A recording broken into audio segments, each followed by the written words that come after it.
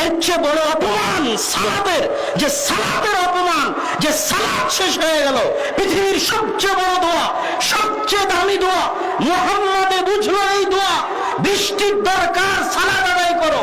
সূর্যগ্রহণ থেকে বাঁচতে চাও, সালাত আদায় করো। মৃত ব্যক্তির জন্য দোয়া করতে চাও, সালাত আদায় করো। জাকারিয়া বুঝলো সালাতের পাওয়ার, সন্তানের দরকার, সালাত আদায় করো। সারা বুঝলো সালাতের পাওয়ার, বিপদ থেকে বাঁচার দরকার, সালাত আদায় করো। সালাতের মতো এত শক্তিশালী, এত পাওয়ারফুল ইবাদত, এত সর্বশ্রেষ্ঠ দোয়া, সর্বোত্তম দোয়া শেষ হওয়ার পরে হুজুরে বলছে যে দোয়া করালো না, মুরব্বিতে বলছে দোয়া করালো না। এর চেয়ে বড় অপমান আসমানের নিচে জমিনের উপরে সালাতের আর হতে পারে না।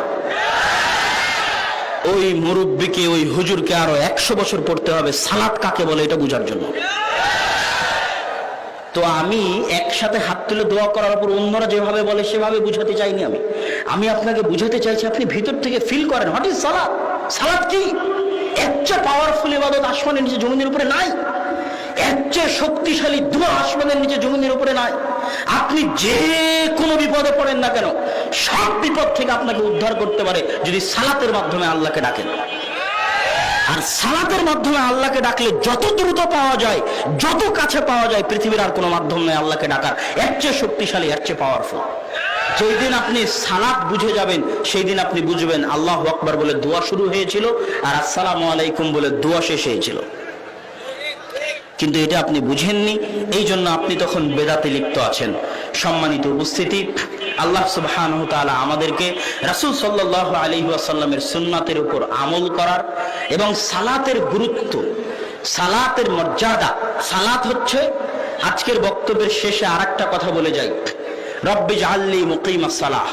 ইব্রাহিম আলাইহিস সালামের দোয়া, আল্লাহ গো আমাকে নামাজ আদায়কারী বানান, অমিন যুররিয়াতি, আমার পরবর্তী বংশধরকে নামাজ আদায়কারী বানান।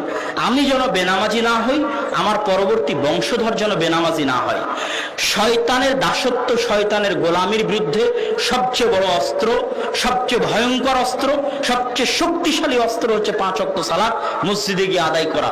যে 5 ওয়াক্ত সালাত মসজিদে গিয়ে আদায় করতে পারবে নিয়মিত, ও শয়তানের বিরুদ্ধে সবচেয়ে বড় জিহাদ, সবচেয়ে সফল জিহাদ পরিচালনা করতে পারবে।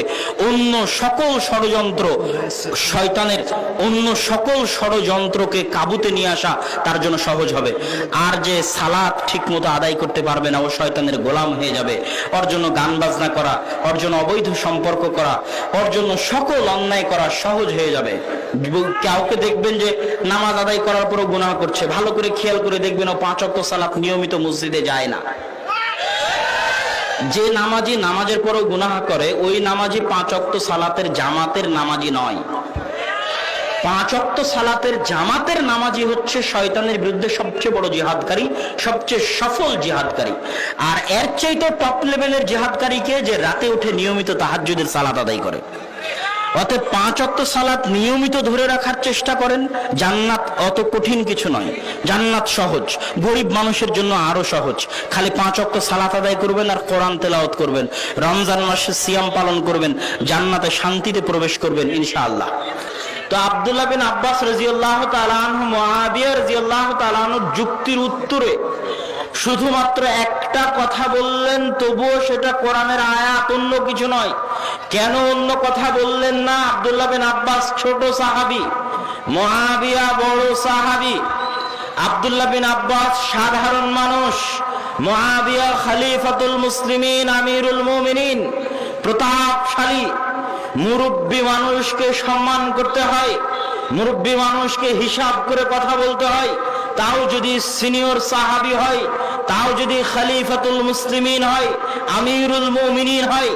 এই জন্য আব্দুল্লাহ বিন আব্বাস রাদিয়াল্লাহু তাআলা আনহু কিছুই বললেন না, খালি কোরআনের একটা আয়াত পাঠ করলেন যে আমিরুল মুমিনিন, লাকাদ কানা লাকুম ফি রাসূলিল্লাহি উসওয়াতুন হাসানা।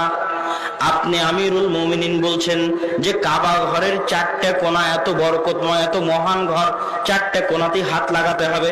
আমি আব্দুল্লাহ বিন আব্বাস আল্লাহর রাসূলকে মাত্র 2 কোণায় হাত লাগাতে দেখেছি। আমি কোনো কথা বলবো না, খালি একটা আয়াত পাঠ করে গেলাম, লাকাদ কানা লাকুম ফি রাসূলিল্লাহি উসওয়াতুন হাসানা। যে তোমাদের জন্য কার মধ্যে উত্তম আদর্শ আছে? কার মধ্যে উত্তম আদর্শ আছে? লাকাদ কানা লাকুম ফি রাসূলিল্লাহি উসওয়াতুন হাসানাহ, তোমাদের জন্য উত্তম আদর্শ হচ্ছে মুহাম্মদ সাল্লাল্লাহু আলাইহি ওয়াসাল্লাম। তথা মুহাম্মদ সাল্লাল্লাহু আলাইহি ওয়াসাল্লাম যদি শুধু দুই কোণায় হাত লাগিয়ে থাকেন, তো আমরা তার উম্মত হিসেবে শুধু দুই কোণাতেই হাত লাগাবো। এটাই আল্লাহ কোরআনে বলেছে, লাকাদ কানা লাকুম ফি রাসূলিল্লাহি উসওয়াতুন হাসানাহ। তো মুহাম্মদ সাল্লাল্লাহু আলাইহি ওয়াসাল্লাম বুঝলো সালাতের ক্ষমতা কতখানি, সালাতের পাওয়ার কতখানি। বৃষ্টি চাও, সালাত আদায় করো। সূর্যগ্রহণ থেকে বাঁচতে চাও, সালাত আদায় করো। মৃত ব্যক্তিকে কবরের আযাব থেকে বাঁচাতে চাও, সালাত আদায় করো। জাকারিয়া বুঝলো সালাতের শক্তি কতখানি, সন্তান দরকার, সালাত আদায় করো। সারা বুঝলো সালাতের ক্ষমতা কতখানি, বিপদ থেকে উদ্ধারের দরকার, সালাত আদায় করো। আর আমাদের মুরব্বী 5 ওয়াক্ত সালাতের মতো পাওয়ারফুল, ক্ষমতাশালী, বিশাল দোয়া, সবচেয়ে শক্তিশালী দোয়া, সবচেয়ে পাওয়ারফুল দোয়া, আল্লাহর নিকটে যাওয়ার সবচেয়ে শক্তিশালী, সবচেয়ে পাওয়ারফুল মাধ্যম। এই সালাত শেষ হওয়ার পরে মুরব্বীতে বলছে হুজুরে দোয়া করালো না। এর চেয়ে বড় অপমান সালাতের দুনিয়াতে আর কিছু হতে পারে না।